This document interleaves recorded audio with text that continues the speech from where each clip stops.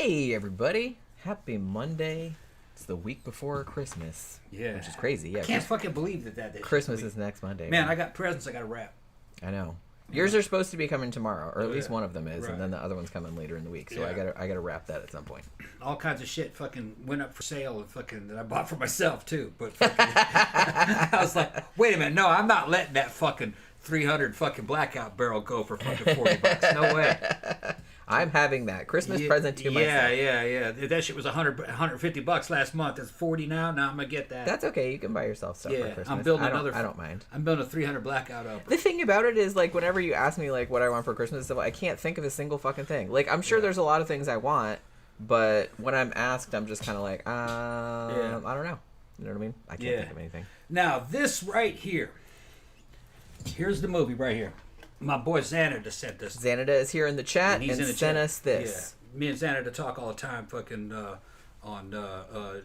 DM all the time. Fucking been for years, man. How long we known each other now, man? Fucking probably like 6 years. I feel like it's been a while, yeah. Yeah, but he's a good cat, man, and we did a lot of shit online together. But he sent me this thing right here. Yeah, we got it yesterday. Cocaine Cowboys. And I thought it was going to be DVD, but this is actually the Blu-ray edition. Yeah, it's fancy. Which is good. And it's a updated version of this.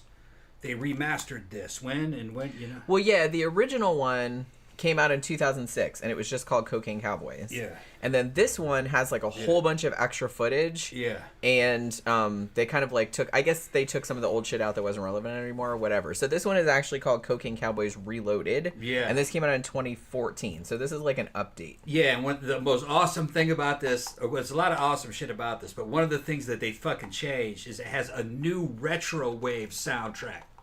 Yeah, it's kind fucking. Well, and Jan Hammer. Yeah. Does the music for this. Tom was very impressed because as soon as Jan Hammer's name came up in the credits, I was like, oh, the guy that did the music for Miami Vice. And Tom's like, how do you know this shit? Yeah, how you fucking know this? I'm just like, I don't know. Yeah. I just like everything that happened in the 80s is just kind of like indelibly like in my brain, and I can't get rid of it. We are children of the 80s. So yeah. And when I was in high school, man, there was a fucking series called Miami Vice, and they talked about Florida and Miami as if it was another country. And now that I've moved here, it's kind of its own thing. Yeah, it's It's a very weird place. It is. It was. I've only been there a couple of times, but it's a very weird place. Florida was like, and it even says so in this documentary. And this documentary is more like an action movie. It shows the fucking dead bodies and everything. Okay. Yeah, we'll get into that. It's good. Yeah, it's really, really good. Okay, so it's don't think this is going to be a dry, stale watch. This is fucking awesome. All right, great soundtrack, great storytelling from cartel assassins and shit. Fucking, you know, and they're just every detail, quite cool. Yeah, and it's long. It's like 2.5 hours, so it's like really like, which is longer than the original. I think this is the new edit. I think Xanada said the original was about only 2 hours long. They said that, like I said, they added a lot more stuff, context and a lot more interviews and stuff, and they updated stuff that had happened subsequently. Before cocaine, Florida was kind of like Alabama. All right, just a bunch of old people down in Miami, you know, in apartments, high-rise apartments.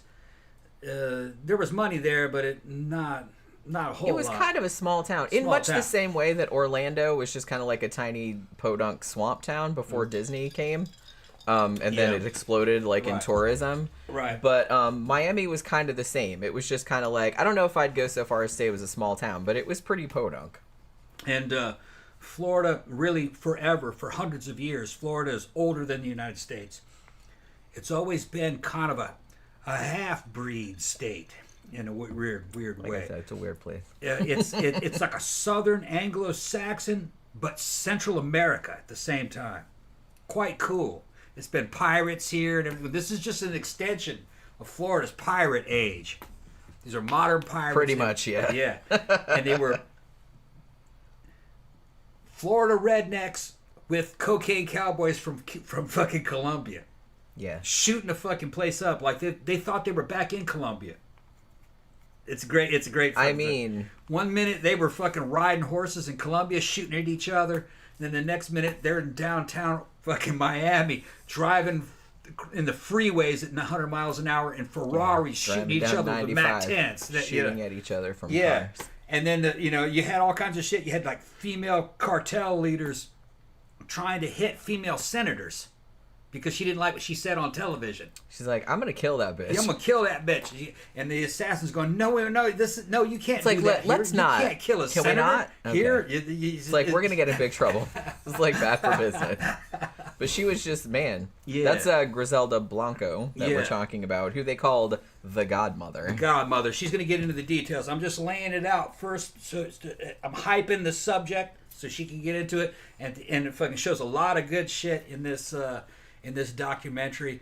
And it introduces you to the surviving players and why they, Not many of them left. Not many of them left. But most of them got gunned down. Yeah, but... Or are in prison. Yeah, or in prison. One of the most interesting one was a cartel assassin. Okay, he killed a bunch of people. Rivi, I think his name was. That was his Rivi, R-I-V-I. Yeah.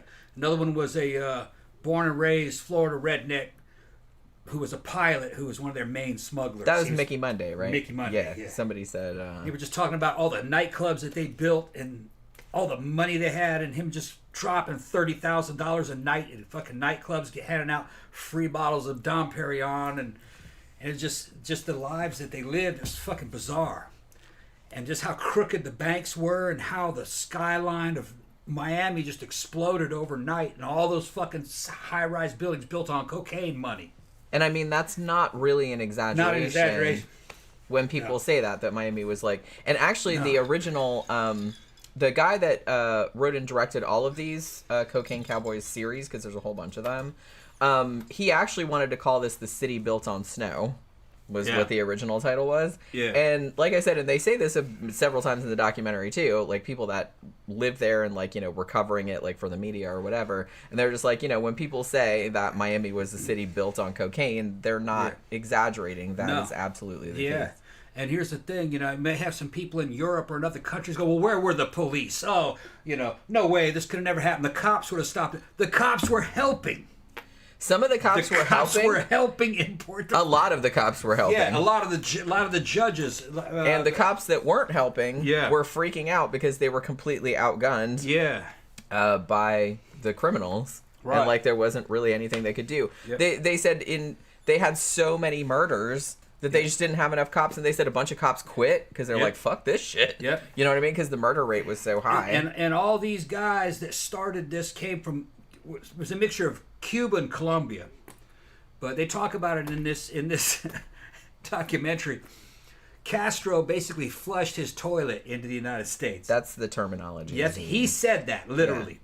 Fucking like some of the people that came that were refugees were fine. Yeah. But most of them were from prisons. He also like released a bunch of people from prisons. Yeah, he released thousands of people from Cuban prisons. And as soon as they got here, fucking rapes jumped up 70-something%. Fucking murders just skyrocketed. These guys, if they just liked your car, they just killed you and took your car. If they thought you were a good-looking girl, they just fucking took it. Okay? And, man, they got American politicians, state-level politicians saying shit back then that they never would say today is like society was built for civilized human beings because these people barely register as human beings. These aren't human beings. These people are subhuman. And he's talking about those convicts that they let out of damn Cuban prison. They were fucking killing everybody. And then most of the shit that was happening in the cartel wars here, they were Colombians that had lived there for a long time, but they were all illegal aliens. They got here because they owned their own airplanes and their own ships. Yeah. They didn't, and there was, if you owned your own airplane, you could just walk right in. You could just fly in and just land at a local private airport. There's no passports or anything. You got tons and tons of cocaine. That's what they did. I mean, they weren't real stringent back then. They weren't stringent. They still aren't. Private. If you have a private airplane in certain airports, you just for very wealthy it would people, be much harder nowadays. It's harder now. Much harder nowadays. But you just land the airplane. But like back in the 70s and 80s, and I think this is true of anything, because holy shit, man, back in the, if you watch movies like from the 70s and 80s, you were going on a flight, you could just waltz into a fucking airport like 5 minutes before the plane was going to take off. Oh yeah, okay, get on the plane. It's like they don't know who the fuck you are. They don't look at your ID or nothing. And it's just kind of people like flew places under fake names and shit like that. You would never get away with the that assassins. shit The assassins loaded up a bunch of fucking full auto Mac 10s with suppressors and shit and put them in the suitcases and just put them in the airplane. They were like, they got busted, but a couple times, but I'm sure like that one time they got busted, I'm sure they did it a bunch of times. Yeah, they didn't really care what was in your. But the thing is that we used to transport weapons in the luggage all the time. You know, hunting rifles and fucking. You can, but there's just like rules about it. Yeah, you're supposed. Yeah, and these guys were not American citizens, and those were not legal weapons. They were just. You know, they were Mac 10s converted to full auto. If you have enough money, you can get anything made for you here. You know, the talent is there. These dudes weren't dummies, man. They were very talented, very smart. Yeah, you almost kind of have to like admire their chutzpah, I guess, if you want to call it that. They were crazy, but they weren't stupid, and they had a lot of money. And I was gonna say, like at the beginning, like some of the dudes, because they kind of at the beginning of the documentary, they mostly focus on the one guy, what was his name? I have it like written down right here. But the couple of the drug smugglers, you know what I mean? And they were kind of like making it sound kind of cool. Well, see, because I was gonna say that we do a review on on the series. On the series, it was like a 6-part series, on which Netflix. Is the same director. Yeah. But it was called Cocaine Cowboys: The Kings of Miami. That came out in 2021, and that kind of mostly focused on a couple of the smugglers and shit like that. And I will say that series, I don't know if I said this during our review of it because I'm pretty sure we reviewed it, but I was like, I almost kind of felt like some of the episodes like kind of glamorized it, because like a few times I'm sitting there going, man, I'm gonna start fucking smuggling cocaine. Yeah, right. Holy shit, they just like, they had so much money, they just didn't even, oh yeah, we buried it at this house and we just forgot about it. Like we had $5 million over there, we just forgot about it, you know what I mean? And like people are renting the house years later like, hey, why is there $5 million in the attic, you know what I mean? It was like that kind of shit. I will say that this documentary, like at the beginning, it does kind of start out talking with the smugglers, and it's like, oh, it sounds pretty cool, and it's like, yeah, we were at the nightclubs like buying Dom Perignon for like random tables and shit like that, dropping thousands and thousands of dollars, and it was like nothing because they didn't even know how much fucking money they had. Yeah, it didn't matter. But then it very quickly goes into all of the organized crime shit happening and all of the murders. And like I said, if you are squeamish at all about crime scene photos, this is probably not the documentary for you, because it'll show the guy's dead fucking, because it's just you basically see like up close and personal, like in full livid color, people that have just been like fucking riddled with bullets and look like Swiss cheese. The one dude that got like cut up and put in a duffel bag, and he's all stacked he's up, all like set, like his head's over here, it's like, it's pretty fucked up. Fucked up. So I said, so this, if at the beginning you were like, man, I want to smuggle some cocaine, I want all that money and shit like that, and then after that you're like, yeah, no, I don't want to smuggle cocaine anymore. Yeah, what happened was that's terrible. So much money, cocaine was worth so much money that between the smuggling families, it was worth it to steal somebody else's shipment. It was worth enough money. So they started doing that, and wars broke out. Yeah. They're like, we can just steal their shit. And they were building armored cars, dressed up to look like a fucking party fun. What was it called? The party fun van? Happy Time Party something supplies. Something to supply. And it was an armored car. And they just went to a mall, the Dadeland Mall, and just like shot it up. Yeah. Because they were just trying to like kill one dude or two dudes. Yeah. They didn't give a shit. Well, that's what I mean when like the Colombians got involved in anything like that. They didn't really give a shit if innocent people got killed in the crossfire. They just they liked that. Well, we're just gonna like, we need to rub out this one guy, and they usually would do it in public. So they would just like go to a mall or like a store or something like that and just fucking spray the dude with bullets, and they didn't care if anybody else got hit. They would order hits done in fucking in airports of all things. They were like, no man, you can't get away with it. They would just do it in airports. They real high visibility areas, they'd have it done. That one guy got like bayoneted. Yeah, bayoneted him in an airport, and the assassin got. I mean, he got caught, but the dude did it. Yeah, they were kind of knuckleheads. They thought they could get away with anything. The kind of crash dummies, crash test dummies. They thought they were still in Colombia. I think it's part of the reason. We got away with it in Colombia. We could do it here. Right. That was, but no. Which some of them did, I'm not going to lie. Sometimes they did get away with it. And like I said, because some of the cops are on the take. Yeah. Like, some of the cops would help the smugglers out. Yeah. Like, they were on the payroll. You know what I mean? Like that, and a Yeah, lot they had of cop cars coming up helping unload drugs. right. Because they would they break them off something like. And some in money. other series, they talk about they'd fucking lock a drug dealer up, a high end drug dealer, and he would mysteriously be released from prison. But the prison still says they have him, and he's still making roll call every day. Yeah. But he's not in there. He's The dude's not been in there. free for years, running around. Yeah. It's just crazy. Right. So Xander said the most chilling part to me is when the cartel guy talks about killing his friend's wife. Yeah. That was fucked up because they both went to jail, right? And then Griselda Blanco, who was the godmother, she paid his bail, Rivy's bail, to get him out. But she's like, well, your friend, I didn't authorize that, so that's on you. Like, I'm not paying for his fucking bail. Yeah. But then, meanwhile, that dude who was still in jail, like, his wife was, like, blabbing, like, if you don't let him out, I'm going to go to the FBI, and I'm going to, like, narco, which is a dumb thing to say. I don't know why she said that. Why would she say that? They killed her. Well, the thing about it, though, is that I will say... I mean, they just he fucking shot her in the back of the head, just like in a car. And she knew it was coming. She knew it was coming. Yeah, it's stupid. And she was just kind of like, well, if you're going to shoot me, just fucking do it right here. You know what I mean? I was like, that's kind of ballsy. Yeah. But, I mean, I guess she knew what the consequences were. I kind of think that she thought he wouldn't do it because he was friends with her husband. But and he did have a hard time with it, it seemed like, but he did it anyway because they paid him to do it. Yeah. Because they're like, she's going to, like, narc on us and we're going to get in trouble. Being an ex-professional soldier, I got to say, dude was he was a good assassin. He was. I know it's a fucked up thing to say. He was a really interesting character. He's in prison now, obviously, and he's never getting out. Yeah, no, he's got life. He killed so many people. He killed, like, a lot of people. But he was just a regular guy. He did get a lot of training from ex-military guys who helped him. He was actually a very intelligent guy and pretty thoughtful, insightful. He kind of got over that barrier of killing people, though. Yeah, because it did bother him at first. It bothered him for a while, but then after you did it a lot of times, he says it got a lot easier. Just business, he said. Yeah, he says it's just business. This is what they're doing. So he's just a very... Nothing personal. Yeah. So I kind of admired his ability to kind of put his feelings down. I'm kind of a hot-blooded guy, myself personally. You know what I mean? I got to be mad. He didn't even have to be mad. It was just analytical. Well, I couldn't do that. She's going to go to the police. I like her, but she's got to go. That's his best friend's wife. Yeah, his best friend's But like I said, he felt bad about it, like, because she, Griselda Blanco, she ordered the hit.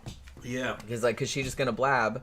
Right. And he was kind of like, well, I mean, he was high enough up that it seemed like if there was something he didn't want to do, Griselda didn't get up in his grill about it. Like, he'd be like, yeah, man, I don't want to do that. And she would just get somebody else. Yeah. Like the one the guy that she particularly wanted taken out in the airport. Because he was like, man, he's like, I'll do it outside the airport. I'm not going in the airport. That's a suicide mission. Yeah. She's like, no, it has to be done in the airport. Yeah. And I want it done with a bayonet because it's like, because he's a pig and I want him killed like a pig. Stuck like a pig, yeah. And so, so he's like, no, I'm not doing that. But he did go with the guy that did it. Yeah. You know what I mean? But the guy that did it got caught. He didn't get caught. He got caught later. I'm going to plug it again. This is the movie.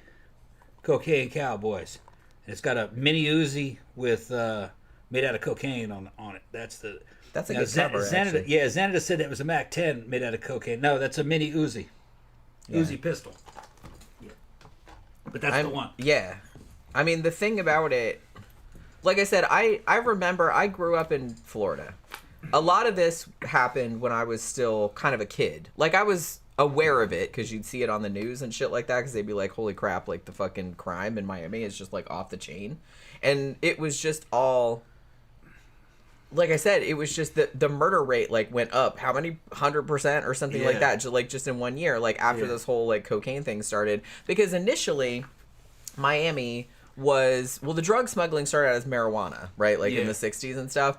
And then they said it got to a point where, that was kind of what we were doing for a while. But the market got flooded. Like, there was so much marijuana. It's like you couldn't fucking give it away. There was so much of it, and it was, like, so cheap. He said that you just find huge bales of it washing up offshore. Yeah, they called it square groupers. Yeah, because it wasn't worth anything. Because it wasn't worth anything. Because you couldn't really sell it for much on the street. Because it was just, like I said, the market was oversaturated. So they're like, at that point, that's when cocaine started getting big because it had like a much higher street value. And you didn't need as much of it. You know what I mean? Well, it's like, more concentrated. Yeah, and it's like, look, if you're going to get busted for marijuana anyway, because that was illegal at the time, obviously, it's like you might as well go for like the higher value shit. You know what I mean? If you guys have never done cocaine is a wonderful drug. It'll turn you instantly into an asshole. You'll just you'll be talking. That kind of explains the entirety of the 80s. Yeah, your mouth starts running. That's why everyone was an asshole in the 80s. They were all fucking coked up. Long-term effects is you become fucking paranoid and fucking you sell all your possessions to get some. It will fuck you up. I've only done it for free. I've never bought any of it. People had to give it to me. I would never buy it. Because it was expensive back in the day. That was like that was almost kind of like the rich asshole drug. Yeah, it's a rich asshole drug. That was the rich clubbing people drug. Yeah, what we found it useful for is if you were drinking heavily during a club or a party, you could snort a few lines of that and you would instantly sober up and you could start drinking some more. But you wouldn't shut the fuck up. You'd fucking talking a million miles an hour on the shit. I never snorted any of it when I was sober. Always when I was drunk. So it was a real good way to counteract alcohol. Yeah. That's what we used it for. I can't imagine like you being really coked up because you already talk a lot. So it's just kind of like, so I can't imagine like coked up Tom. Like I said, we're getting in trouble, but it's like we've done it once. But it wasn't great. It wasn't really that effective. Somebody gave us some. Somebody gave us some, and it wasn't really all that good. It wasn't really all that great. Yeah. So I've never really seen him like on the good shit. You know what I mean? Yeah. Because that was like before I met him. But I can't imagine. Man, I can't imagine what a coked up Tom would be like. You would just be like fucking. Yeah. You like I said, you already talk a lot. So no, I don't. Yeah, you do. So no. I can't even imagine. I can't even imagine. But yeah, so I feel like the 80s. So here's the thing.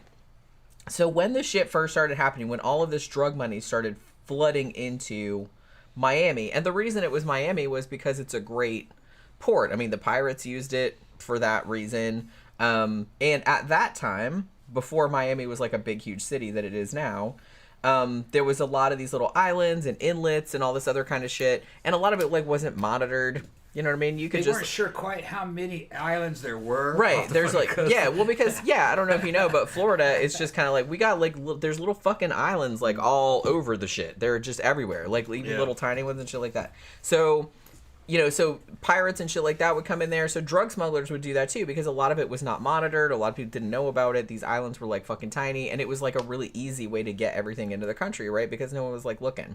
And if you had like a little plane or a little boat or something like that, no one would see you. It's not like anyone's like fucking monitoring. They were flying underneath the radar too. Right. Yeah. So when they started doing that, and then when the cocaine trade started getting really big, suddenly they noticed that all of these other, and this is crazy. I don't think, and I think somebody mentioned this earlier, the Miami that we know today absolutely would not exist had the cocaine thing not happened. You're right. Because like Amanda said, when I say the Miami skyline was built on cocaine, I'm not lying. It was. It immediately, like, all of these, they're like, there's this huge, like, nightlife culture that grew up, like, all these, like, really fancy nightclubs and all this kind of shit. All these banks sprung up, like, to help launder the money and shit like that. All of these, like, high-end, like, luxury brands, like, showed up because all of these drug dealers had more money than they could, than they knew what to do with. So it's like they're buying Rolexes, they're buying sports cars, they're buying, so all of these businesses, escorts. Yeah, like luxury businesses came to Miami, and it just, they built all of that shit just in a really short time. A lot of your like top model type chicks were going down there to become escorts at these fucking super high these big like fancy nightclubs and stuff. Where the drug dealers hung out, you know what I mean, for fucking $20,000 nights and shit like that. That's what they were doing down there. So people were like rushing down there because that's where all the money was. Yeah, and here's the weird thing: all those clubs are gone. They're all gone now. I mean, the weird thing about it is that after all of that happened, and then after the government and everything like that started cracking down like on the drug trade. And so a lot of them were like, fuck this. And a lot of them moved out to LA or to other places. And so a lot of the luxury businesses left Miami. But nowadays, Miami seems to have come back. Yeah. Because if you go to Miami now, it's all like luxury brands and nightclubs and everything like that. It got its name. Miami got put on the map because of this era and those drug dealers. Yeah. Without them, it never would have got the notoriety. Now it has some kind of you have international notoriety. You got people legendary cachet. You got rich Arabs from Dubai buying shit in Miami and having fucking luxury fucking apartments and shit down there. Because Miami's nice. It's very nice. You could pull up to your own house in a boat in certain places in Miami. Yeah, it's like super fancy. It's fucking super fancy. So a lot of that, it got kick-started by the drug trade. Yeah. And it kind of went into... It's still going on, but not as big as it was. No, it's not like it was back in the 80s. Not to the same extent. Probably what's happening now over there, shit like, in terms of illicit shit, prostitution. There's probably a lot of that. Oh, I imagine, yeah. Yeah. Fucking high-end escorting and stuff. I mean, the thing, like I said, I've only been to Miami a couple of times, but it does kind of seem like... Miami's kind of one of those cities where it's like, there's the parts of the town that aren't that great and shit like that. I don't think it's anywhere near as bad as it was in the 80s because the crime in Miami, it was like, it had the highest murder rate in the country for a while, didn't it? Yeah. Because of the cocaine wars. Here's the weird thing. It didn't impact Americans very much, though. It was all Colombians killing each other. And they were all illegal aliens. They weren't Americans. Well, now some people were getting killed in the crossfire, obviously. Yeah, but it didn't impact it statistically. Mostly it was Colombians killing Colombians. Yeah, like it was all drug wars. They were, and a lot of times, too, I will admit that even some of the quote-unquote innocent people that got killed in the crimes were also involved somehow. Yeah. But they, they weren't targeted for death. They just happened to be sitting at the same table at the person that was, and they're just like, well, it's easier to just kill 6 people instead of just the one that we're looking for. They were in the trade. They just weren't being targeted. Right. I mean, it's like I said, the guy Rivi that they talked to, and there's extensive interviews with him on there. Like I said, he's in prison; he's not getting out.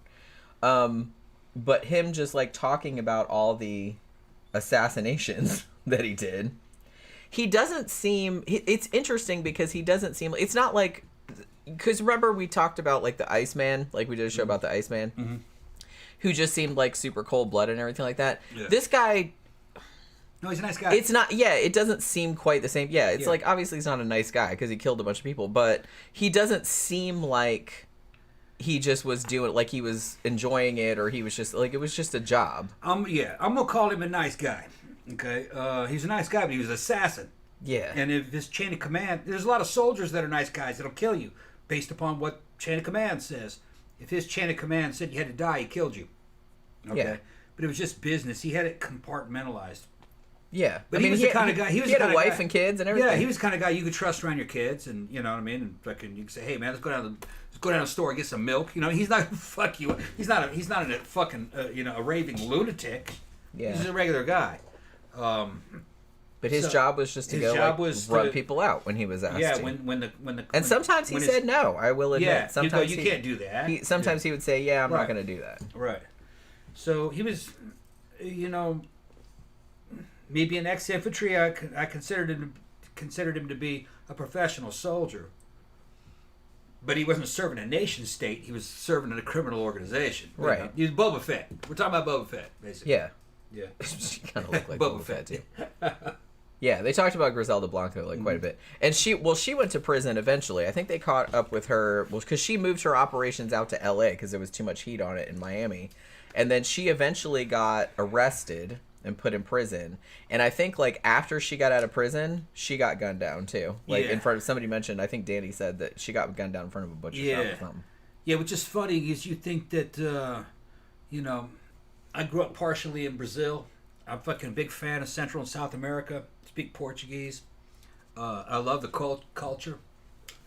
Latinos are tough. They're tough people, but they're, I would say, emotional. They're people of passion. Okay, they have a reputation for being machismo. Fucking macho. it is kind of a male-dominated society. Yeah. But that doesn't preclude females. Their females are kind of fucking high-tasked in a certain way. As Somebody mentioned that earlier. Yeah, their females can get very violent. Some of the girls that are involved in the Mexican drug trade do all kinds of weird shit, fucking where they're doing satanic rituals and having sex with the dead bodies of the guys that they've assassinated. There's all kinds of weird satanic shit going on with Mexican cartel female girls, who are assassins. It's a different it's a different fucking culture, okay? But you would think that there wouldn't be any female cartel leaders, but there are. Yeah. There are, yeah. And she was like one of the worst ones. They were scared of her. They think that she may have been responsible for as many as 200 murders. Yeah. She didn't do them herself. She would do them herself if she had to, but she usually farmed them out. But yeah, and I'm kind of listening to her story, and I'm kind of vibing on her a little bit. She was not a pretty woman, but I could tell she wanted to be a pretty girl. You notice that? I could tell that she wanted to have power. She wanted to be. I think she was jealous of women that were better looking than her because she killed one of them. Well, yeah, she did. For that. For just like a pretty minor infraction. Pretty minor infraction. Because that girl was pretty. Which, man, you don't want to piss off women, man. If they have the power of life and death over people, they can be bitches, man. That's what I mean. It's like, generally, like I said, serial killers are overwhelmingly men, right? Like, so, and criminals are, I feel like, overwhelmingly men. Violent criminals. So there is, like, likely something to that. I think women are a lot, it's a lot less likely for them to be violent or psychopaths or anything like that. However, I will say that we absolutely do have that capacity in us, and a lot of times if you make us really mad, we will do way more fucked up shit than a dude would. Way more. Yeah, I'm watching the movie and I'm going, man, fucking, I'd like to meet that woman. And I'm like, no, I probably wouldn't. No, probably not. That chick would probably fucking all of a sudden fixate on me. And then she likes me, and all of a sudden I can't walk away, and then she tried to kill me. Well, you do something, you look at her sideways. Look at her sideways, and she might go, oh, I like him, I love him, and then all of a sudden, oh, wait, you don't love me? I'll kill him. Yeah. So, then she'll just have you fucking bumped off. Yeah, have to kill him. And cut up and put in a duffel bag. Right. And I don't want that to happen. Yeah, he didn't love me. That's what I mean. That absolutely would happen. Yeah, probably. That bitch was crazy. Yeah. I mean, she's dead now, so she can't get me. Right. But you know what I mean? I'm kind of scared of her too, to be honest with you. But everybody was terrified of her. Yeah. Well, and it's funny because they kind of said in the thing, I can't remember who it was that said it, but they said, in Latin culture, it's like it's very male dominated, like this, like crime and everything like that. So it's like for her to have risen to that position of power, she had to be really fucking mean. Well, not either that or very beautiful or a mixture of the two, because, it goes way back in even Spanish and Castilian culture. You had Queen Isabella was evidently fucking extremely gorgeous and could fucking get men to do anything for her. You know what I mean? So there's just that. But I mean, Latin thing, you know what I mean? Griselda like, yes, was you're not, my queen and I love you. Was not beautiful though. No, she was just terrifying. So she was probably just like really terrifying. And Xanadu said she had a lot of charisma to have all those men following her. I think she did have charisma. Yeah. She must have, because like I said, they were all terrified of her. And Rivy, he never betrayed her. Now some people did, but they got very quickly killed. But I'd be like, you'd be really stupid to like fuck her over. Because, man, you stole, like, a little bit of money from her or did one little bitty thing she didn't like, she would absolutely have you killed. You know what I mean? So, but Rivy seems... Rivy was lucky that he didn't have to service her. Although maybe he did. Yeah, he didn't bring that up. He didn't bring that up. But he might have had to. Yeah, I would think... Maybe that was part of his job description. That didn't really occur to me until now, but I'm like, yeah, that would totally make sense. Because that would make sense in criminal hierarchies that she owns him. Yeah. Because it would work the same the other way around. Yeah. So you would think that if she had gotten to that position of power and basically had she had the power of life and death over everybody in the organization. Like I said, you said a wrong thing. Yeah. And she would absolutely have you killed. Rivy was a good-looking guy. He was, yeah. He was good, and I would think that she'd be like, "Oh, tonight you're with me." She would say some shit like that. Yeah. She probably wouldn't stop him from having girlfriends and shit, relationships. But and you'd be terrified to say no. I tell you that right now. Tonight you're with me. That's kind of the shit she would do, probably. Oh my god. They never did mention. Well, she wasn't ugly. She was just no. She was just not pretty. She was just kind of like average looking. Yeah. Like Right. Because they showed her. Well, they showed her when she was younger, but a lot of the pictures that she was kind of middle aged. Right. And you could tell that she was trying to be like fashionable and stuff because she always had like fantastic outfits. That's what I was saying. She was trying to be very pretty. Right, but you could tell that she was like real mad about. Yeah, you also tell that she really kind of came from nothing. She had terrible taste. Yeah. I mean, what she's wearing is all wrong for 80s United States, Miami. It's kind of like a poor foreigner's concept of what a rich girl would look like. She's not. Because that's kind of the thing. It's like if you These are poor people. Yeah, if you didn't grow up rich, yeah, you can't. I feel like you can't really. You can't really blend in with that. No, it doesn't look the same. Doesn't look the same. Look, she looked. It was forced. Sure, She's trying to look rich. I get what you're saying. Yeah. Yeah, Xanada said, Latinas will definitely fight you. Yeah. I grew up around them. Well, like I said, it's a passionate culture all around. You know what I mean? It's very gendered, and it's good though. I liked it. It's the way it's supposed to be, if you ask me. I think they're onto something. I like it. That's how I grew up. I understand it. But I know the Germanic side of it too. More rational, cool, be in control of your emotions. More calculated. I'm more like that. She's like that. She's very Germanic, but I kind of like. I can go either way depending on the situation. But I get it because I don't know if you know, I'm not entirely Spock-like. Yeah. Well, no, in a way I think I am Spock-like because I think people think Spock didn't have any emotions, but he did. He was controlling them. Vulcans had like heightened emotions. Yeah. But over the years they had learned to control them, and I think I'm more like that. So that's why I think that I'm kind of more similar to Spock because I do feel emotions like very deeply and shit like that. But it's just I try not to like overreact to shit. That's a very Germanic, very Protestant way of doing things. That's what it is.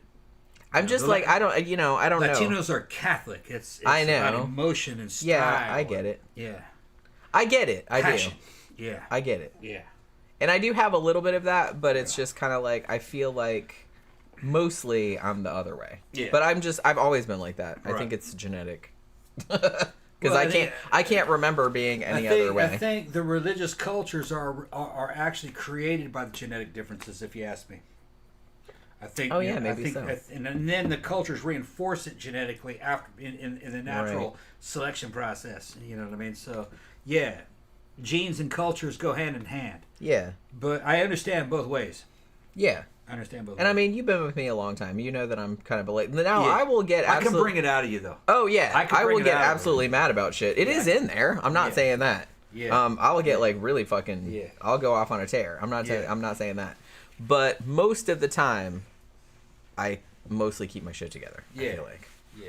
I'm pretty. I can get her sexy though too. I get her talking dirty, and then it fucking shit comes out. Or something. That's what I'm saying. It's in there. It's in there. Yeah, it's in there. I love to see it. Love to watch it. It's in there, and I think that you like it more because I don't do it all the time. Yeah. So it's more like kind of like you just get to see it every now and then, and you're just like, oh yeah, you know what I mean. So it's kind of like that. You keep talking. Because I'm pretty Spock-like usually. Yeah.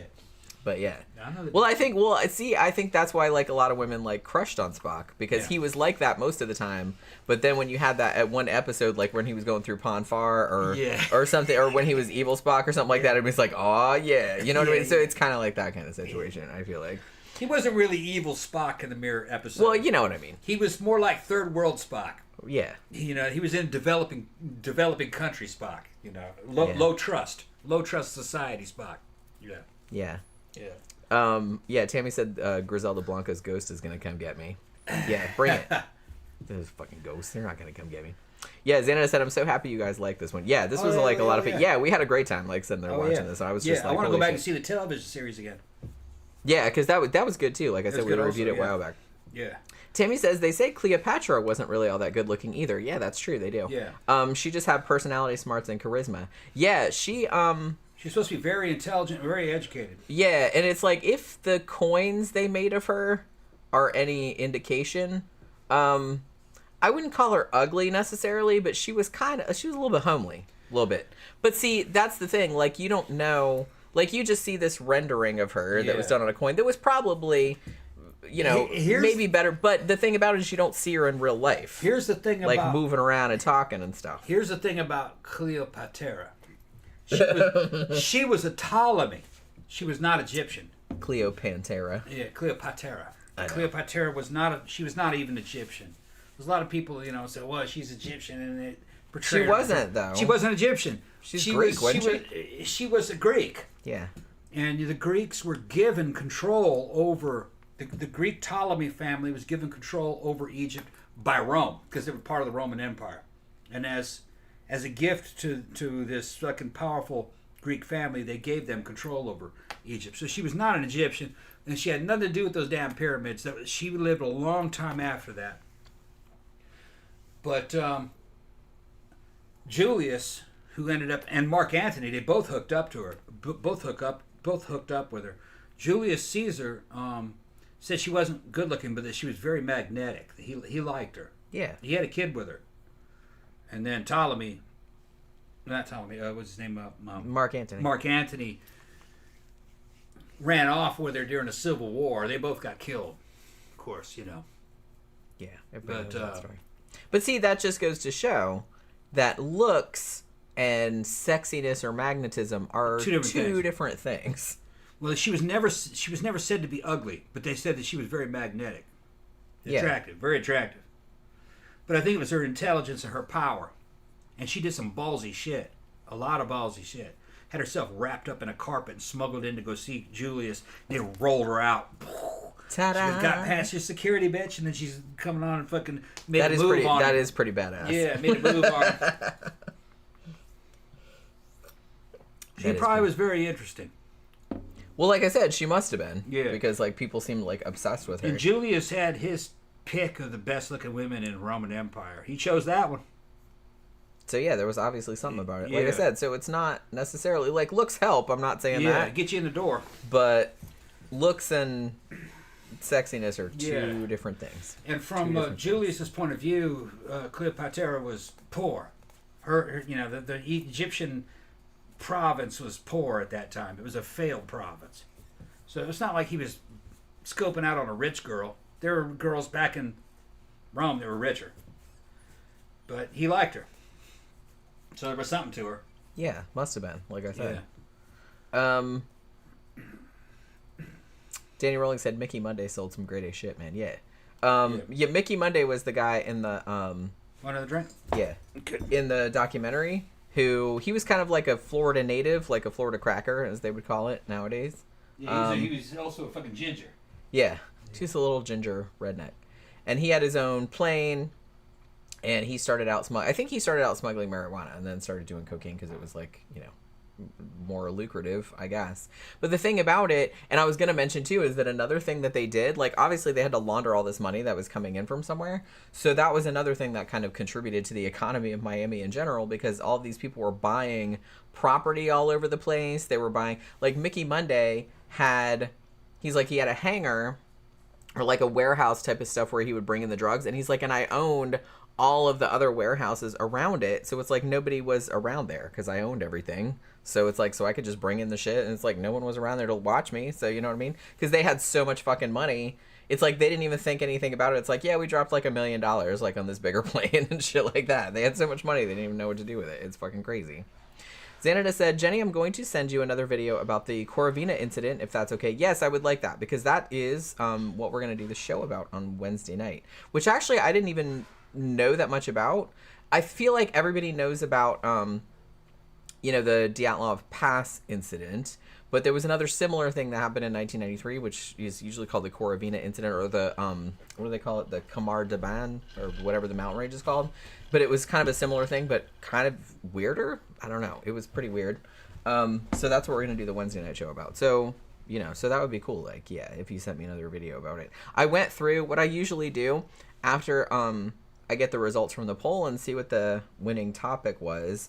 I'll usually go through and start making notes, and then I'll start going on YouTube or wherever and like starting to see if I can find documentaries about it and shit, and I put them all in a playlist so I can like kind of watch them like while I'm doing other things, and then like take notes, you know, while I'm doing, so I have like notes ready for Wednesday. That's usually what I do. Yeah, Griselda was a real lady. She was something else. I mean, like I said, and some of the shit, like some of the killings that she ordered, she was just real. You could tell that she did not give one actual fuck. Like, if that, I think that was kind of true of like a lot of this. They really didn't seem to care if they got caught. They didn't think they were gonna get caught. I mean, they were real fucking brazen, man.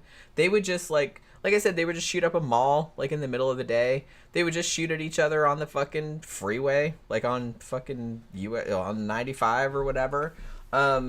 You know, they would just come up to somebody in a restaurant and just like shoot them in the face and just like run out and shit like that. And they seem to have no worry that they were gonna get caught. And a lot of times they didn't, because like I said, a lot of the cops and shit like that were on the payroll or were helping them out. There was like a huge, they talked about this in the documentary too, that there was like a huge scandal back then about all of these, I don't remember how many cops it was like 70 or 80 cops that they caught that were working with the drug dealers and were kind of like just either helping them transport drugs or like looking the other way when they were shooting people or whatever it was. It was just too much money. Yeah, they were just, because like I said, they had the drug dealers had so much money that they didn't even like think about it. It's like breaking off, hey, here's $1 million or here's this or that and the other, so they could just like get away with whatever. You know, it was fucking crazy. Zach says there's a huge controversy about the McCamey? Is it McCamey? Okay. Manor haunted house. Might make a good show topic, or just one about haunted houses in general. That actually might be good. I've kind of heard that, but I don't really know that much about it. So I will write that down and I will put it in the poll. Let me find a piece of paper. Okay. Yeah, I remember hearing about that. Okay, let me write this down. McCamey Mansion. So we can maybe put that in the poll. Maybe do a show about that one of these days. That would be fun. People that are into damn old crime, American crime stories, they'll focus in on old Chicago and Scarface and all that. The old Italian mob with the Irish guys that helped them. But now, the Florida story has aged to the point to where, shit, man, these people are fucking actually larger than life. Yeah. They're bigger in many ways than, say, Al Capone. They did more shit. They did, yeah. More money, too. It was a lot more money. More money, more deaths. More deaths, yeah. I mean, big time. Yeah, it was modern technology. Yeah, I mean... People forget about it, though. I'm an American, I forget about it. I lived in Florida and forgot about it. Yeah, I mean, you don't really think about it on a day-to-day basis. Right. Like I said, I remember hearing about it at the time, but I was a kid. Yeah. You know? And when I heard it, mostly when I thought of the shit that was going down in Miami, I thought of Don Johnson and Tubbs from the series Miami Vice, which I only saw a couple. I really only watched that sometimes. Yeah, I didn't remember much. I only saw a couple of episodes. I think I liked it. It wasn't really a show that I watched. I liked it, but I was a little too young to really appreciate it, and I have to go back and see it again, see if it aged well. We should do a revisit on the Miami Vice, because I don't remember. Yeah, I remember a couple of episodes here and there, but I don't remember much about it. But like I said, I'm sure it was like super glamorized. Yeah. But that was one thing that I liked about this documentary, is that it's not glamorized at all. Like I said at the beginning, it kind of sounds like fun because the smugglers in the early days, and they're kind of talking about, yeah, we started smuggling marijuana, we had all these planes, and we had all this fucking money, and we were doing this and the other thing. Started out, they weren't violent. Right, and it kind of started out like that. But like I said, once the Colombians got involved, once the Cuban prisoners got involved, and shit like that, and people started like just gunning people down in cold blood every day, you know, it kind of became something else. And the fact that this documentary absolutely has like a large chunk of it which shows the crime scene photos, and I'm not just talking about, hey, far away like dead body over there that's kind of like, you know, blurred out or whatever. These are up close and personal. Fucking, like I said, here's a dude that's cut up in a duffel bag. Yeah. There you go, right in your face. Yeah. So. Yeah, they're not squeamish about it. They're really not. And what's funny is they didn't warn you ahead of time either. Because I'm like, oh, damn, They do things in pretty cool format. When they introduce a character, they'll show like a mugshot of him or a fucking still photo of him. And if you're pitted, if you're paying attention, you'll see that every now and then that mugshot will fucking blink. You're like, wait, hold on, that was like blink? so weird. It was like so subtle. Yeah, it's real subtle. But it's like, or the eyes would kind of go like that. Would look, And I'm just like, ooh, that's kind of creepy. Yeah, it's kind of creepy. That's kind of creepy. Yeah. Look, it was cool though, very effective. Yeah, I liked it. The music's great, man. It's new retro wave. Yeah. Yeah, that's what they're playing. 80s, Except, like I said, that's what's crazy. It's like not really new retro wave because it was Jan Hammer, and he was the guy that did the music from the original Miami Vice. And new retro wave is basically like ripping off that. Yeah, but it was new. Yeah. He was doing new versions of it. It was new. I just thought it was cool that they got him to do the music. Yeah. Because it really gave it that feel. Because they really had a lot of like news footage and stuff like that, like from back in the day. So you got to see Miami like back in the 70s and 80s, which was crazy. Yeah. And it's, that's just like kind of cool to see. Even though, like I said, it doesn't... It's really interesting. They had this one lady on there, and I think she was still like a journalist or something like that. And she was talking about, she lived in Miami most of her life, and she was saying that, she's like, I'm not really sure. She's like, yeah, the city was kind of built on that, but she's like, I'm not really sure it was worth all the death. You know what I mean? It's like, we maybe could have done that without all of that, but... I don't know. It's a weird place. Like I said, I don't think, and I think a couple of people said this in the documentary, I don't know if there's any other city quite like that has that same kind of history to it. Yeah. Where it was basically like not much of anything. It was like a small like retirement community essentially. Yeah. And then all of these drugs started coming in, and then it became like this kind of like rich people's paradise, but also like this horrible cesspit of crime. Like organized crime and murder. And then like it kind of went downhill for a while, like after they started cracking down on the shit, and after a bunch of the drug dealers left. But it kind of has come back. Now it's kind of seen as like Miami nowadays, I feel like it's more perceived as like a nightlife spot. Like they have like a lot of really good clubs and stuff like that, and just kind of like you go there to like rich people go there to shop and shit like that. Like, I feel like that's kind of the thing. Sandra says, Jenny, I'm going to send you another video. Yeah. He was saying, like, well, the Coravina incident, that's what we're doing the show about on Wednesday. Okay. Which is, like I said, it's kind of like the Dyatlov Pass incident, but it's, like, not as many people know about it, I feel like. Because I had never heard of it. It happened in the 90s. But it's kind of similar, and it's just as weird, I think. If not more weird. Yeah, Xana said Miami's like the East Coast Las Vegas. It is kind of. It's not exactly the same, but, I mean, because Las Vegas was also founded on organized crime, so I guess it's sort of similar. But, so there are definitely parallels there. But... It's happened many times throughout American history. Yeah. I mean, you go back in time to the 1600s, 1700s. New Orleans was the center of all the fucking activity. That's kind of what I was thinking, It's constantly bouncing around. Depends on what the situation is. New Orleans was kind of like the original pirate cove. Although Florida was too. That probably predates that. It was just another one. Yeah, remember we did a show about Florida pirates, which was super fun. I got like a bunch of books about that. Yeah. I'm fascinated by the whole like Florida pirate connection. Yeah, and that was long before there was a United States. It was still Spanish territory then. Yeah. Well, like I said, Tampa, they have like a whole fucking pirate festival every year. It's just pirate everything. Yeah. It's pirates. Well, Tampa used to be pirates and Cuban cigar factories. Was pretty much all of it. New Orleans was all French territory. Yeah. They got purchased later on during the Louisiana Purchase. But they, pirates are all throughout this place. Illegal activities. If there's some kind of loophole where you can make money, dudes are going to try to make money through shipping through shipping. Well, because Florida is like almost all coastline. Yeah. It's it's all on the coast essentially. Yeah.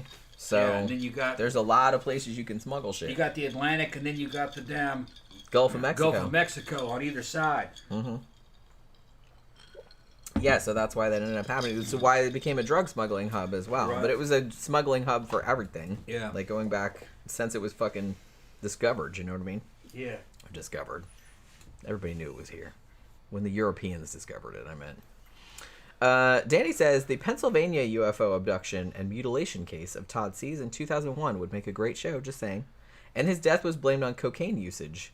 and resembled the infamous cattle mutilation cases. I don't remember that. I don't remember that either, but I wrote it down. Okay. So I will put that in our next, because I saw that earlier. Zach says, I remember Miami and Vegas were the destinations to be back in the 2000s because of CSI. Maybe so. I've never been to Vegas, actually. Doesn't really seem like my kind of thing. My sister and my brother have been there, and they love it, but... Florida is more popular now than it ever was. The population is booming. Everybody from New York and California is moving here. Fucking, yeah. And this area was very rural just a couple years ago. I mean, it's just farms. Now they're just building fucking all kinds of housing complexes and shit here. We're on the outskirts of Orlando now. I mean, this is still considered an Orlando. I don't know if they'd go so far as to call it a suburb.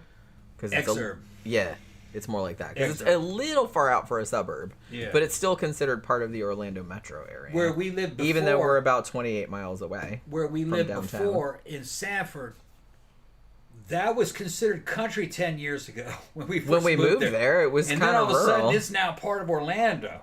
We drove through there because we went to Memories of India over the weekend. Yeah. And we drove through our old neighborhood, like, you know, through the old place we used to work, and they're building shit everywhere. Like, they're building houses, and it had built up a lot, like, just in the 10, 11 years that we lived at that house. It was rural when we first bought it. I don't know if I'd say rural, but semi-rural.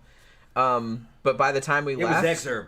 Yeah, by the time we left, it was fucking packed. There was just, like, packed. Businesses everywhere. There was houses everywhere. Yeah, the traffic was getting bad. Traffic lights and shit. Fucking... Yeah, none of that was there when we moved in. I mean... We know this shit's getting built up over here now, where we are now, because they're building Dunkin' Donuts up the fucking road. Well, yes, this is okay. You guys, this is so funny. So, like, we still kind of live, like, in a, like I said, it's semi-rural. Like, we live in a neighborhood. There's a lot of houses, but right across from it, there's just big farms. And our neighborhood like is farms. A golf course. Yeah, it's like a golf course and a restaurant, and then, like, a bunch of houses. And then across the street, there's, like, these big-ass farms. There's all these farms. Really, all that's... Flower farms and blueberries. Yeah. Horses, cattle, all that kind of stuff. I used to fucking train horses here fucking 10 years ago. There's a lot of that too. There's a lot of like horse training and that kind of stuff. So the only thing that's super close is Dollar General, like, which is true of many rural communities. Like, the Dollar General is literally, you could walk to it. It's like right next door to the community. Now, up the road a little way is kind of a strip mall, and it's got a Publix, it's got a liquor store, it's got a Japanese restaurant. It's got which is great. Which is really good. Momiji. Yeah. Like I've been all over the world. Sushi. That should be like from New York. I've been to New York. I was really surprised that a restaurant that good was in right here. This area. Yeah. Like a Japanese You don't restaurant. get much for your money, but the quality's very good. We need to go. It's slightly expensive, but maybe we should go tomorrow. We'll go tomorrow. But it's slightly expensive, but the food's really, really good. Yeah.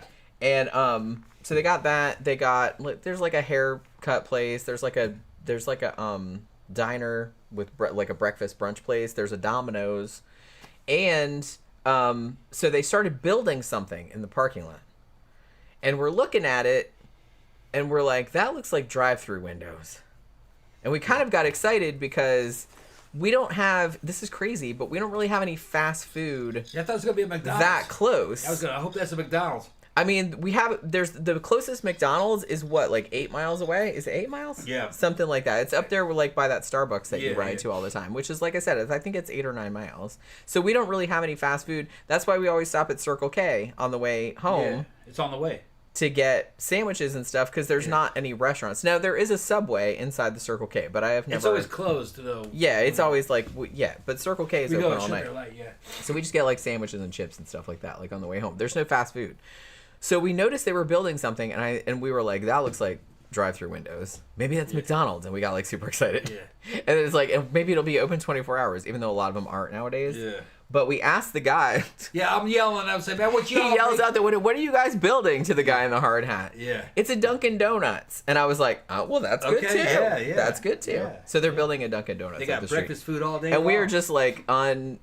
I don't know why we're so excited about it, but we're excited about it. They got like breakfast sandwiches, and I was like, donuts. And right Dunkin' here. Donuts got good coffee. I think they got better coffee than Starbucks. I like Starbucks coffee too, but Dunkin' does. Dunkin's better. Yeah. Actually, to be honest, like McDonald's coffee is better than Starbucks also. Actually, 7-Eleven's coffee is also better than Starbucks. McDonald's actually has the best coffee. I think they do, Yeah. actually. But like I said, 7-Eleven actually has better coffee than you would think. Yeah. They have like a lot of choices. But we are very excited that they're building a Dunkin' Donuts. Isn't that sad that we're like, that's how rural this place is. Dunkin' Donuts. It's not hey! that rural. She doesn't know how rural. You should have seen You should have seen. No, fucking, I know. Like I said, it's semi-rural. You should have seen Mississippi. Yeah, it's nowhere near as rural. We're fucking only like. We're fucking 15, 20 minutes away from the outskirts of Orlando. We could be in downtown Orlando. And Well, when we go to probably Barbarella, about 40 minutes. It's just which like, is not in, it's not downtown Orlando. It's kind of more in the warehouse district. Yeah. That takes us, it's 28 miles. Mm-hmm. So it takes about half an hour to drive there, which is not that big a Nothing. deal. We're jamming the whole way with music and shit. Yeah, it seems like nothing. Downtown Sanford is only about 20 minutes away. Yeah. We're in the exurbs. Yeah. The exurbs are still rural. Yeah. Around Orlando. You know, it's horse farms. And flower farms and food and shit like that. Yeah, mostly what's around here is horse farms, blueberry farms. Yeah, I can go up the road flower and just get farms. I can get fresh pumpkins and shit. Pumpkin farms. Yeah. Can get anything along nurseries. Yeah. Like all that kind of stuff. Yeah. That's like all that's around here. Right. Which is nice because you can kind of go and get fresh food when you want it. Yeah. It won't be here 10 years from now. No, probably not. They're going to build stuff. They're going to build stuff everywhere. They'll build houses everywhere. Because there is just land everywhere up here. Empty land. And they're just going to build it all over the place. I do like this neighborhood now, though. It is a little bit far from shit. Yeah. But... Well, this house gained $25,000 worth of value in the year and a half that... We've been here about a year, right? No, I think, well, maybe 2. Almost 2? Year and a half? I think it's been like 2 years. Yeah, it went up 25,000. When did we moved right around, it was right around my birthday, right? So it was right around like late September, early October, something like that. So I think it was like 2 years ago. Yeah. At this point, like 2 years and 2 months or something. Okay, what are they saying? I can't really read it. Let me see. Zach says the new GT, like Grand Theft Auto game, is now set in Florida as well. Okay. But they renamed the state to Leonida. I don't know what that Leonida. Leonida, huh? Even though everybody knows. Well, he showed me the trailer, like he sent it to me on Facebook, and he's like, "Is this accurate?" And I watched the trailer, and I'm just like, "Yeah, that looked pretty accurate." It's got like people pulling alligators out of pools and people shooting at each other on the freeway. Okay, so look, it was very Florida. I should show it to you. I know a lot of you motherfuckers are into porn and shit. Most of that porn you're seeing is fucking is shot around here. Most of it. Yeah. Florida, Miami area. It's a huge those high-rise hotels where the chick's getting banged against the fucking damn glass and you see the cityscape and shit. That's Miami.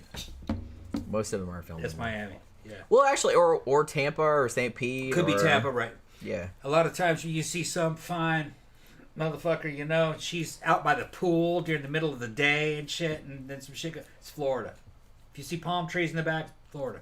Well, the one nice thing about Florida is that you can shoot porn outdoors pretty much all year round. Yeah. Because you're not going to freeze your clit off. You know what I mean? And people are out working during the day, so you can fucking find locations during the workday to shoot porn. Me and Jed do it.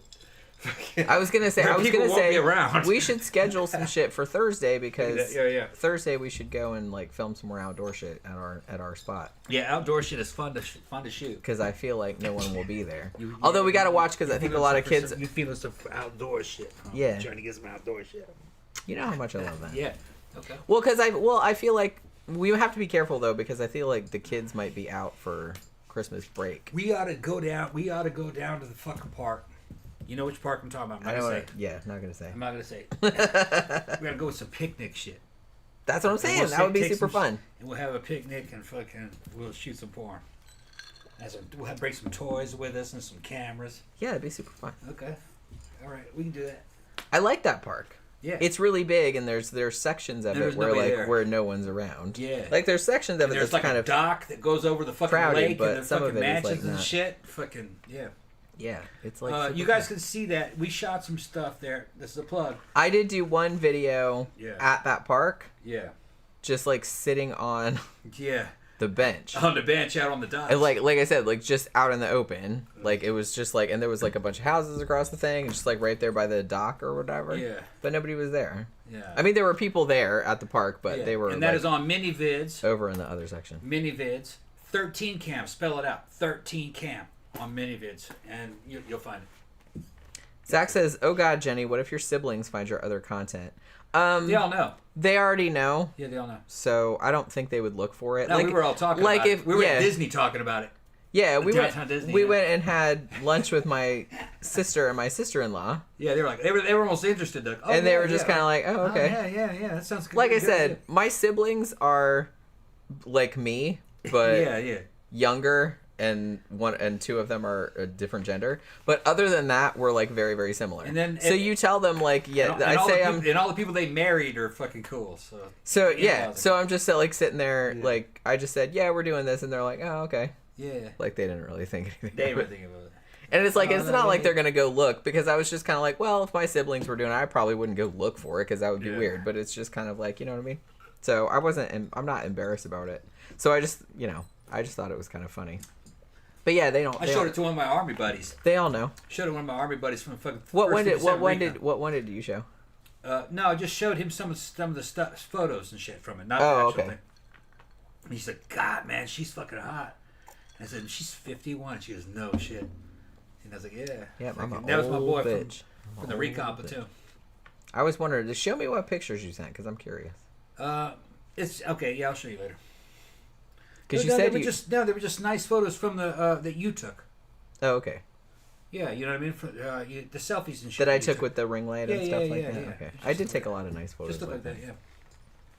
They were just like mostly just topless photos. Oh, okay, that's fine.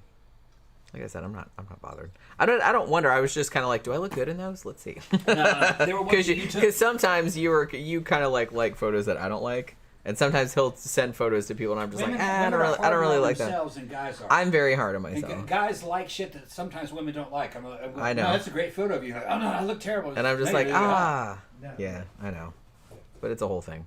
Dana said, don't diss Dunkin' Donuts. I never would. Obviously, they have great iced coffee. I agree. Dunkin' Donuts, I think, has... I don't know if I'd say they have the best coffee, but it's definitely, like, in the top 3. Better than Starbucks, for sure. I think McDonald's has the best coffee, but Dunkin' Donuts might be second. And I haven't had Dunkin' Donuts in a long time. This is probably bad that we have a Dunkin' Donuts opening up the street. I'm going to get fat. I'm going to gain like 200 pounds.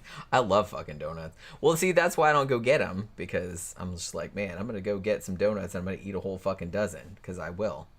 But, I haven't had them in a long time. I don't think Dunkin' Donuts is as good as Krispy Kreme, but I don't know. They're kind of a little bit different. But I don't know. I'm excited. I don't think I've ever had any of Dunkin' Donuts breakfast sandwiches, but I've heard that some of them are good. And maybe they have them all day, which is a plus. We'll see. I don't know. Like I said, we are just inordinately excited about that opening. Because like I said, we don't have any fast food around here. Nothing. All we have is like sit-down restaurants. We have a Domino's, but that's not really fast food. Fuck Domino's. Yeah. Like, it's good in a pinch if you have to... Oh, and there's a Chinese restaurant down there, too, like a Chinese takeout. Yeah, but it's not that great either. It's okay. It's okay. We've gotten takeout from there multiple times, and it's pretty good. It's about... They give you a lot, but it's about standard. Standard, yeah. It's about standard. It's a good deal because you get a lot of food for not a lot of money.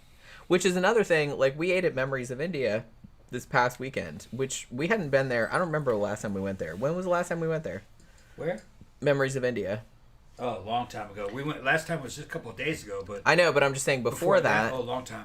Because you were talking about it on the show, and then like on Saturday, he was like, "Well, let's go to the Chinese place." I'm like, "Oh, you were talking about Memories of India. Let's go to Memories of India." I'm kind of like excited about that. Yeah. And we haven't been there for a long time, and there was like nobody in there. It was like Saturday lunchtime. Yeah. And it was dead, and I was like, "What the fuck?" Food was good though. But the food was like really good. I got lamb korma, and it's just like. And another thing too is I forgot how much fucking food you get. It's a good deal. Yeah. A good deal. Like I said, it comes with naan. It comes with like all the dips and everything like that. It comes with a samosa, and it comes with dessert. Yeah.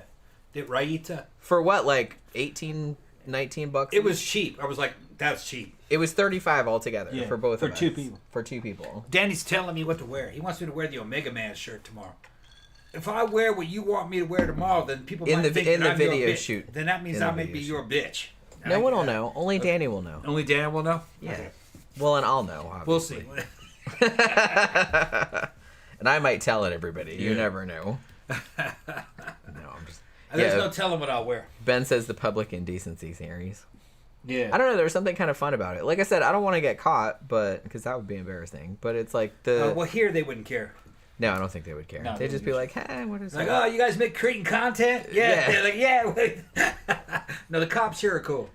Actually, probably they'd be like, hey, we make content here too. Yeah. We make content here all the time. Content. You know? Danny says Burger King's iced mocha coffee is legit. Huh. I don't think I've ever gotten coffee at Burger King. We used to go to Burger King every now and then, like, because it was on the way to the movie theater. But I don't think I ever got coffee in there. Maybe I should. Yeah, Xana said the donuts aren't as good as Krispy Kreme. Yeah, I agree. But they are still good. Well, I got Duncan does have good breakfast sandwiches. Yeah, but Duncan has more choice on fucking... That's true. On like donuts. Krispy Kreme, their kind of main thing is their original thing. Yeah, no, they have other kinds too. But the original one is the best one. Right. I mean, that's the OG. But you know, Dunkin' Donuts has all kinds of cake donuts. They got all kind of crazy shit. They got all kinds of crazy shit there. They got muffins. They got fucking... Bagels. Yeah, bagels. So... I take fucking Dunkin' over fucking say Starbucks any day. I used to go to Starbucks. I'm thinking I might divert and just do fucking Dunkin' Donuts. It's closer now. Well, it's just right up the street. But then I had to fucking get a ride out of this somehow, so I'll just go somewhere else after. I don't know. That's what I mean, because because I mean, you usually just go out on the bike for a ride. For the ride, and you just end up at Starbucks because it was kind of just like up. Yeah, it's my turnaround point. Yeah. Yeah. Yeah, so they did say that they have good breakfast sandwich. I've never had a breakfast sandwich at Dunkin', but I have heard that they're good. And Xanada said they have a Texas toast breakfast sandwich that's amazing.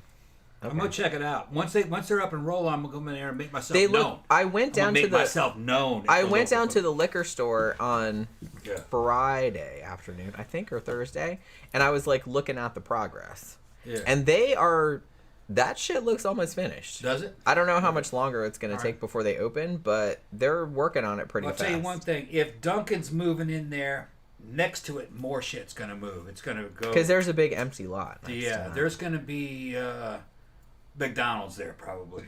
Because, like I said, we do need some more... There isn't a McDonald's around. There's not, The closest McDonald's is up where that where that Starbucks is. Like I said, I think it's 8 or 9, 10 miles. You see, they built housing complexes around here, condos, expensive condos. Yeah.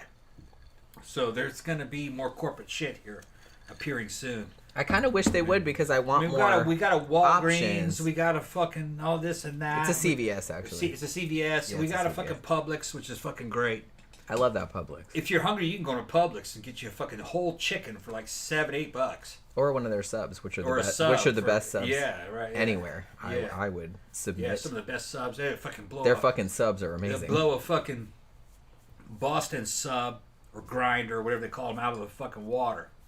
Publix are kind of, I feel like they're known for their subs. Yeah, their subs are their really ice good. cream is fucking great. Oh shit, we just got we don't usually buy ice cream because like I said, we don't have a lot of junk food in the house. Yeah. Other than like the occasional Little Debbie. Because like I said, we'll get fat. But other day we were at Publix buying some other shit. And they had a deal on the Publix brand ice cream.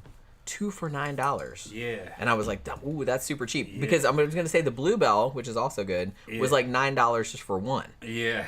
So the fact that they had 2 for $9, the Publix brand, I was just like, oh man. So we got mint pumpkin pie, oh man, and mint chocolate chip. Oh. And holy shit, that pumpkin pie ice cream tasted exactly like a pumpkin pie. Crust and everything. It had pieces of crust and everything. Man, Publix has their own creamery. They making that. They're not buying that. They're making that.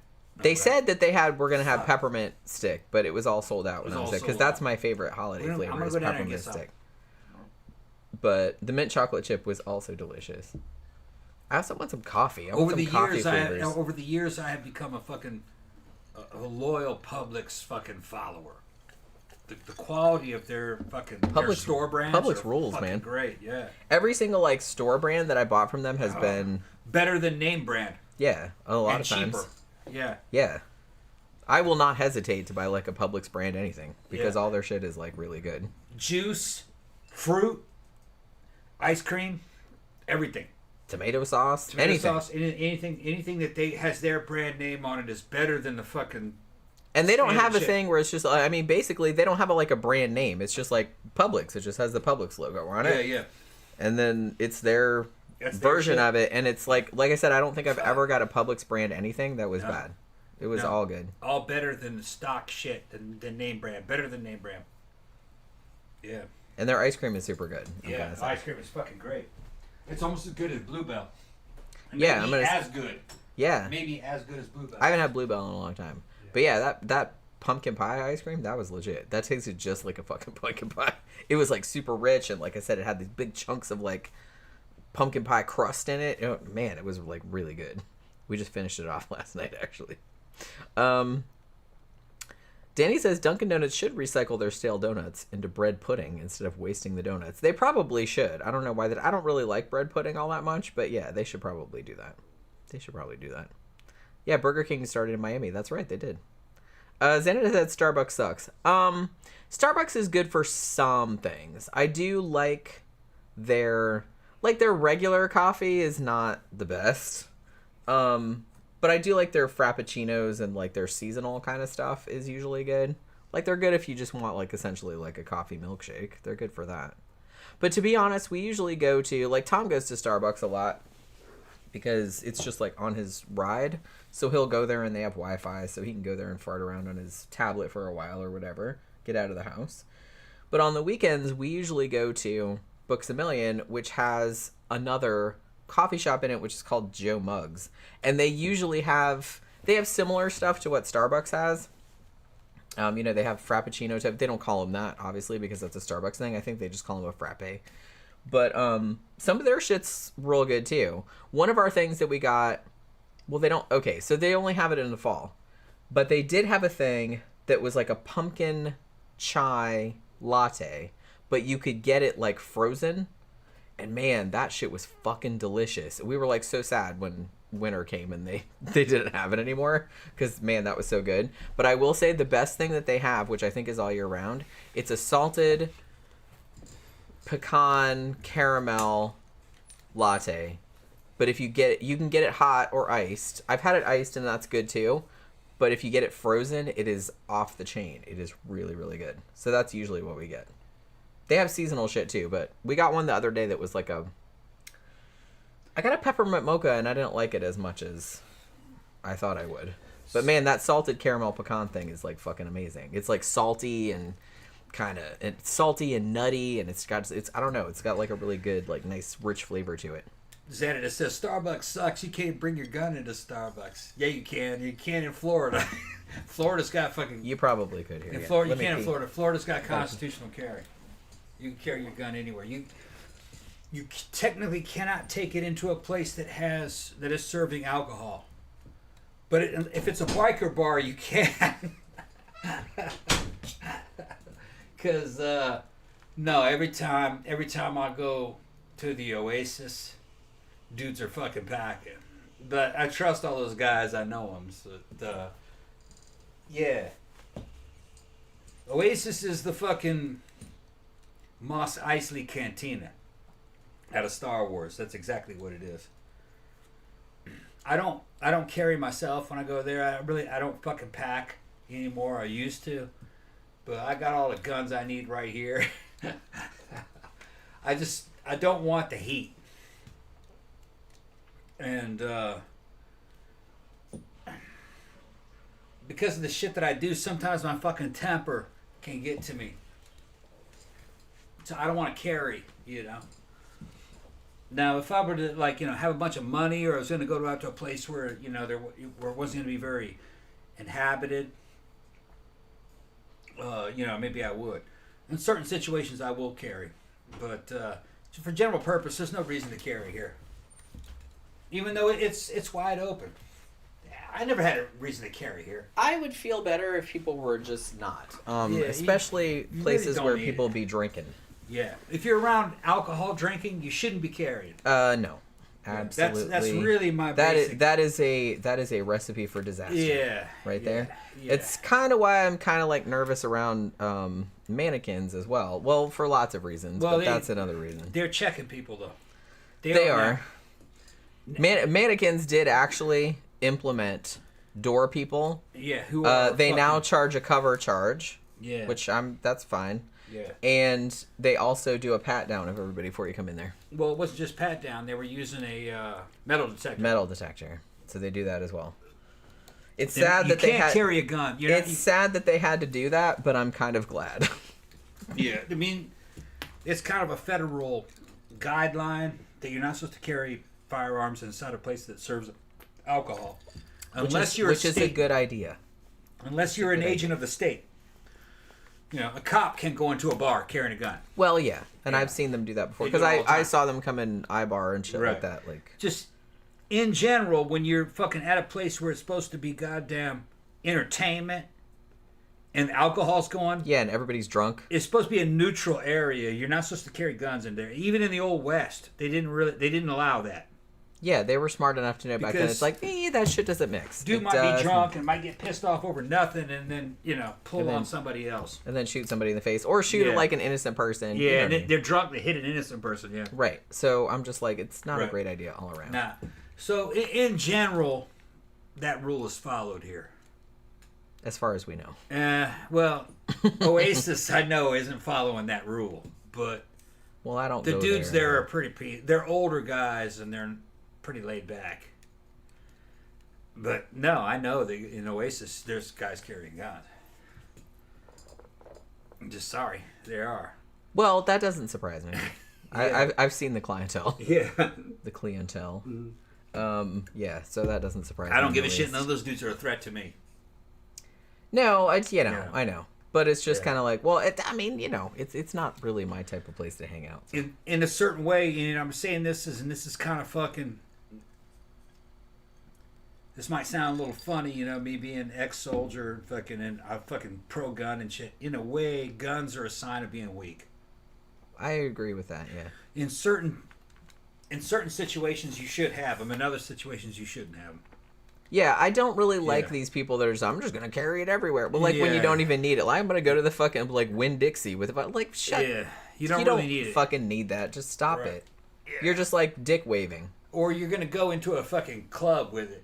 Yeah, it's like, why? If you go into a club with a gun, you're a fucking douche. Yeah, big time. It means you can't throw fists. And that's another thing that I always thought. Right. I just always thought that was...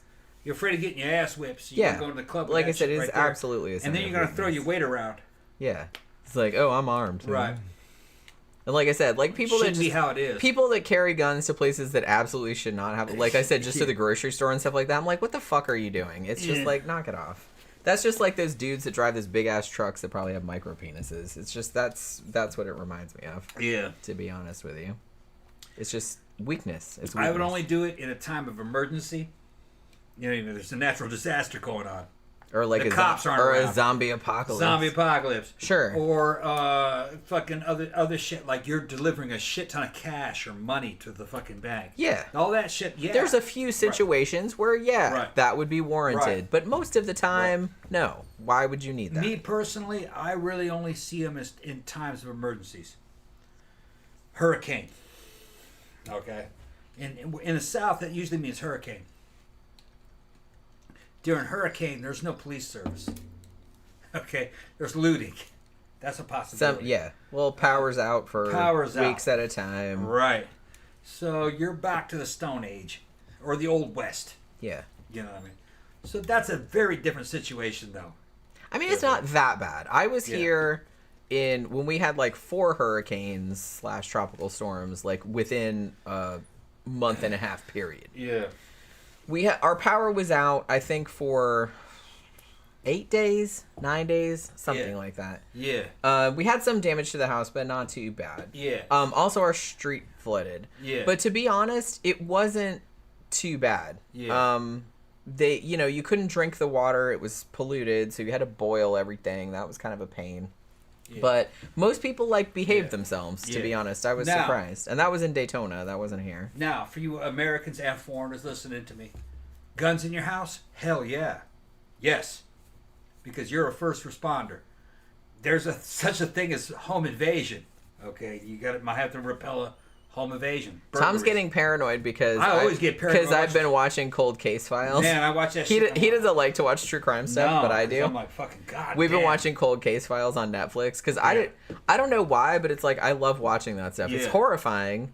But it's also weirdly comforting in a way. And it makes me want to move my AR-15 from the corner of the room up to the fucking nightstand. Last night we watched one. I'm thinking about moving my AR-15 and I can't remember where was that one happened. I think that one happened in New Jersey actually. Yeah. But it was a woman. She was a teacher and she lived alone in an apartment. And I guess 3 dudes went to the wrong house. They thought they were going to the neighbor's house who had $15,000 in his freezer or something, but they went to the wrong place. Yeah. And they tied her to a chair and tortured her and then shot her in the head when she didn't give them any information. Yeah, they were in the wrong house. Because she was just kind of what the fuck are you even talking about, probably. Right. And it was horrifying. So Tom's later on, after we watched that, he's oh my god, now I want the gun right by the bed because after we saw that, because you know what I mean.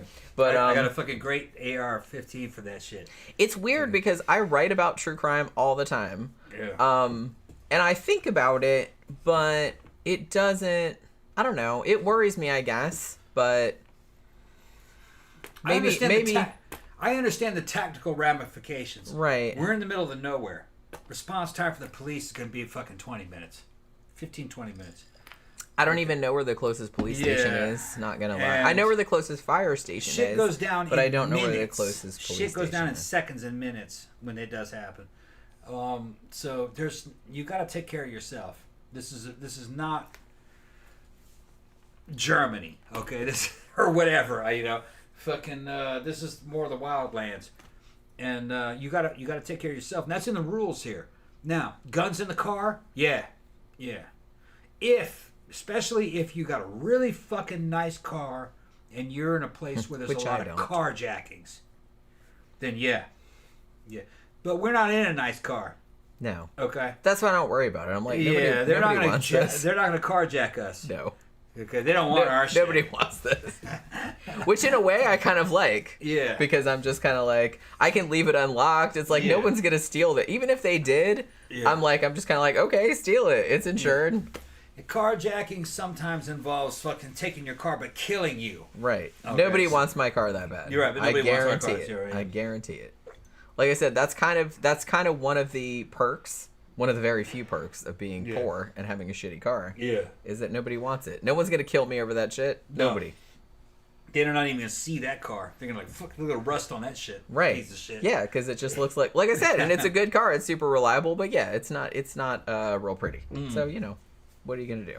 But we're not going to have that car forever. We're going to get another car soon. I know. But, don't get a super nice one because we don't want to man, I got so many messages telling me, go ahead and get that Kia Soul. People that have I do like those. People that said that they have it said that's the best car they've ever had. I do like those. And I drove I've heard a lot of good. I rented one and drove. I've never driven one, but I've heard a lot of good. I rented one and drove it. And I fucking loved that thing. It says, man, I think I could own this. Yeah, this is a nice little fucking buggy. Kind of like a little miniature van. Yeah. Or a little miniature Jeep, but it drives like a fucking little car. There's just something about it. I liked it. And I bet you the new ones with all the fucking Bluetooth and all the GPS and all that, I bet that should be great, man. Yeah, I mean, we do need a newer car. I mean, that one's doesn't have anything on it. Yeah. Go to the restroom. How long have we been talking, man? We've been on this fucking show for fucking hours. Hour and a half. Okay. Yeah, Xana said, remember in Cocaine Cowboys, all the civilians were packing and some would kill criminals. Yeah, it got to a point in Miami where it was so bad that anytime you were going anywhere, everybody was basically armed. You kind of had to be because, like I said, you didn't want to get caught in the crossfire of all of these drug wars. I mean, it was a big deal at the time. So a lot of civilians, gun sales went way up. If people were just driving around with guns in their cars because you never knew when a shootout was going to happen on the fucking freeway or something. or at a mall or whatever, because it happened like all the time, like during the 80s, 70s, and 80s. Really, really bad. Like I said, people piss and moan about crime nowadays, but it's like it was way fucking worse back then. Way fucking worse. People were just getting gunned down like all the time, every single fucking day. Yeah. Danny said I sleep with a hunting knife under one pillow and a machete under the other pillow. I'm not that paranoid. Which I don't know. Maybe I should be. Like I said, because I read about true crime all the time, I write about true crime all the time, and I know about all of these cases that happen. And on the one hand, it's like I know that could happen to anybody at any time, because sometimes it's just fucking random. You know what I mean? On the other hand, I don't know. I have so much fucking anxiety about other stuff, and I worry about other stuff. I'm just like, I don't know if I want to expend that much energy worrying about something that is very, very, very unlikely to happen. I'm not saying that it's impossible. Obviously, it could happen because it happens to random people all the time. But I don't know if I want to expend energy worrying about it. You know what I mean? Because I already have enough to worry about. So I kind of feel like that's what it is. It's my statistical brain. It's that Spock brain again. My brain is constantly like going through statistics. How likely is this to happen? You know, and then I'm kind of like, I'm just like, I'm going to worry about shit in proportion to how likely it is to happen to me. I got her back. I have the same instincts. Fucking, yeah, I'm fucking ready, but I know when the time is right for that kind of shit. Some things, you know, you think could happen out of the blue, but it's very fucking statistically That's what I mean. unlikely. Even in the United States, statistically, it is very unlikely. I'm not saying that it couldn't happen to you, and it does happen tragically, but how likely is it to happen to you, just like a random person? Very, very, very unlikely. So it's kind of like a plane crash type of situation, and I am terrified of plane crashes, even though I understand that statistically it's very unlikely to happen to me. But it's the same kind of thing. So I'm going to worry about it in proportion to how likely it is. America tends to follow certain rules.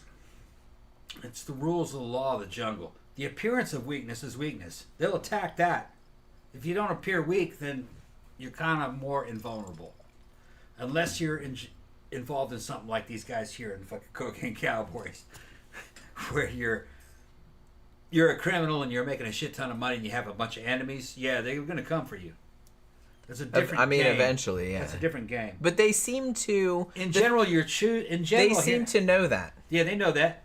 But in general, here in the United States, you're judged by how you look. If you look weak, then you're weak, and then they'll come for you. But then that's raw statistics. It's just that you, in a fucking parking lot in the middle of the night, you know what I mean? Yeah, you might get targeted, but not me and Jen. Not the way we are. Not where we go. Our habits also avoid most of that. A lot of it has to do with your habits and knowing where you are. It's called situational awareness. Like, you know the places that you're going. You know who's going to be there. You know what the crowd in that area is going to be like, because you've been there before. So a lot of that has lots to do. And I mean, with I'm not saying bad shit hasn't happened like on the way to those places, because I remember specifically when we were leaving Ibar one night, me having to like burn a motherfucker on the arm with a cigarette who was grabbing at me. I don't remember in front of the pizza place. Where was this? Coming back from Ibar. This was years ago. I was like pretty drunk too, so I was all full of piss and vinegar. Yeah, you burned him on a fucking arm with a cigarette. Well, yeah, he grabbed me. Yeah, I was with you. I think you were a little bit in front of me. He grabbed me, and I had a cigarette in my hand, and I was like, "Oh, motherfucker!" Yeah. He was like, "You bitch." I'm like, "Yeah, well, don't fucking do that. Maybe now you'll learn." Yeah. But you know what I mean. But, I burned a hole in his arm. Yeah. But hey, I forgot all about it. It was a weapon. So that was just random shit. I mean, I probably should have stuck it in his eye. That would have been better. That'd have been right near the police department then. But the police department was right there. So I was like, well, I don't want to get in too much trouble. Yeah. So you know, I'm not gonna shoot somebody over. And the arm was just right there, so I was just kind of like, arm is fine. Remember time we were walking by one time, and the fucking the two black dudes, one of them fucking reached up there and grabbed your booty, and then we turned around, we both put on that motherfucker. Fuck you, do grabbing our motherfucker's ass for you, and he could have been our kid. Sure. Yeah. I think a lot of them think that people for his friend. Yeah, and I think a lot of them think that no one's gonna call them out. No, I called that bitch right out because they're gonna be like too scared about it, and I'm just like, well, especially when I'm drunk, I'm just like, oh, I will absolutely get all up in your face. He's a big dude, but I ain't gonna be this shit. No, what you grab a motherfucker's ass for? Man, I'm gonna grab your ass. Who are you? And then the cops jumped in. Right. Remember that? The cops were like, you. The cops are right there. Just fucking fun and games. Because, like I said, Ibar, where Ibar used to be. Yeah. Ibar was right in the corner. Next to it was a pizza place. Yeah. Next to that was the entrance to the parking garage. Next to that was the police station. Yeah. Right there, like right in there. between all that, right there was a fucking another club there that sometimes did fucking hip hop nights. Yeah, that's what was going on there that one night. Yeah, because that was like the back entrance. Because that was like behind. And old boy was probably like fucking 21, and he was fucking showing off for his friends of how fucking cool he was. You weren't that cool, dude. You're not that cool. You're not that cool. Oh boy, you just grabbed some girl's ass that was like walking by. Good for you. Yeah, and we both went up on him. Who the fuck you grabbing people's asses for? He's like, well, I don't know. Fucking stupid bitch.